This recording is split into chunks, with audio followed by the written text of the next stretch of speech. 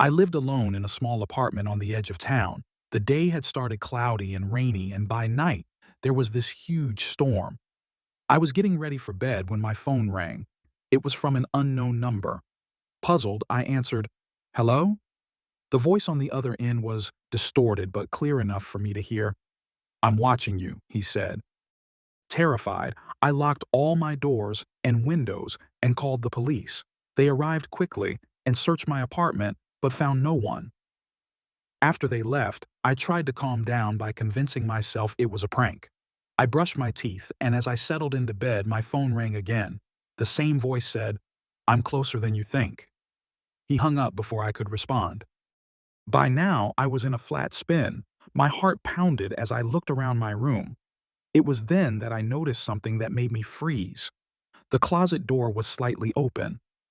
I grabbed a heavy lamp as a makeshift weapon and slowly tiptoed to the closet. With one quick motion, I flung the door open. Nothing. It was empty. My heart was beating so fast, but I laughed out loud for being so stupid. I turned back to my bed, only to see a man standing right behind it, grinning. "I told you I was close," he whispered.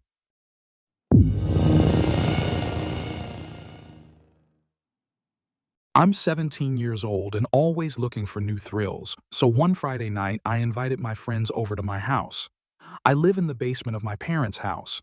My friends brought some snacks and drinks, and then I suggested we use an old Ouija board I had found in the attic the previous weekend. We all gathered around a dimly lit table, lit some candles, and began the session. At first, nothing happened. The planchette remained still. Just as we started to lose interest, the planchette moved, spelling out, "Hello." I looked over at Josh, and he looked at Peter. We laughed and asked for the spirit's name. It spelled out Eliza. As the session went on, the answers became more disturbing. The spirit claimed to be trapped and angry.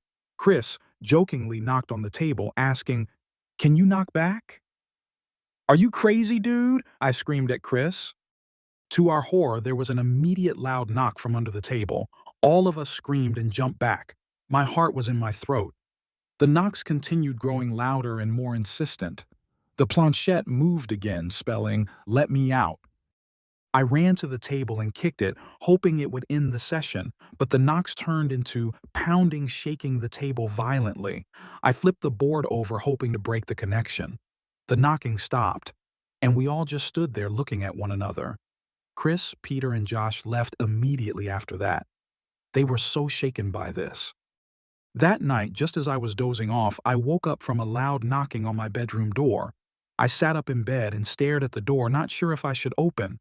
I decided it was Mom or Dad coming to check if everything was okay, so I got up and opened the door, but no one was there. But the knocking echoed through the house, coming from everywhere and nowhere all at once. Then, my closet door started shaking, and I heard someone say, "Let me out."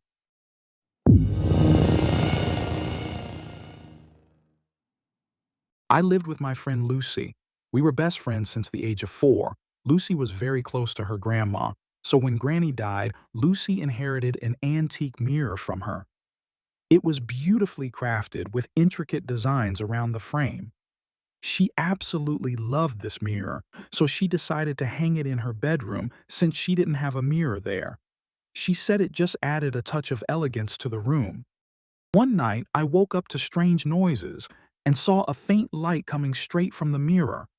As I walked closer, I noticed Lucy standing at the mirror, her reflection smiling, even though when I looked over at Lucy, she wasn't smiling. The reflection began to move on its own, reaching out as if trying to grab her. I stood frozen as I watched how Lucy tried to run, but the reflection pulled her into the mirror. I saw her in a dark, mirrored world where everything was a twisted version of reality. Lucy looked back at the mirror, seeing her bedroom on the other side.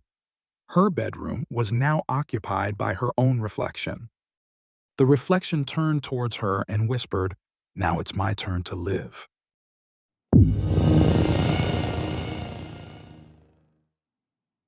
My friend Sarah told me this story. She loved collecting dolls, and her latest find was an old porcelain doll she found at an antique store. The doll was beautiful, but its eyes seemed almost too lifelike. Sarah placed it on a shelf in her bedroom with the rest of her collection. That night she heard faint giggles and the sound of tiny footsteps. She dismissed it as her imagination, but the sounds continued every night. One evening, Sarah woke up to find the doll had moved from the shelf to her bedside table. Frightened, she locked the doll in a chest and hid the key. The next morning, the chest was open, and the doll was back on the shelf, its eyes following her every move. Sarah decided to investigate and learned that the doll had once belonged to a little girl who had died tragically. The girl's spirit was said to inhabit the doll, seeking a new body to possess. As Sarah read the story, she felt a cold hand on her shoulder. She turned around to see the doll standing on the floor, looking up at her with an eerie smile. "I've been waiting for you," the doll whispered.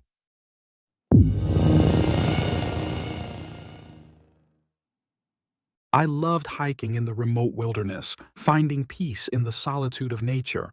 One weekend, I ventured into a new trail I'd heard about deep in the forest. The trail was overgrown and rarely used, adding to its appeal. As the sun set, I realized I had misjudged the time and distance. I was far from the trailhead and unsure of the way back. The forest grew darker and strange sounds surrounded me. I tried to stay calm and find a safe place to rest for the night. After a while, I stumbled upon an old campsite with an abandoned tent. Relieved, I decided to spend the night there. I set up my sleeping bag and built a small fire, hoping it would keep any wild animals away.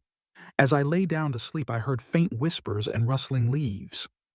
Suddenly, I heard footsteps approaching the tent. I grabbed a flashlight and called out, but no one answered. The footsteps stopped right outside my tent. Heart pounding, I slowly unzipped the tent and shone the light outside, but saw nothing. I tried to convince myself it was just my imagination, but the footsteps started again, circling the tent. There was no way I'd be able to sleep, so I decided to stay awake until the morning, but exhaustion eventually took over and I fell asleep. Next morning, I unzipped the tent and checked if everything was okay. The tent was untouched and the forest eerily quiet. I was pretty much on edge, so I decided to pack up and leave. And that's when I noticed a set of muddy footprints leading away from the tent, deeper into the forest. They weren't mine, and they seemed to appear and disappear without a clear path. Quickly gathered my stuff and headed back to the trailhead. I will never go hiking alone again.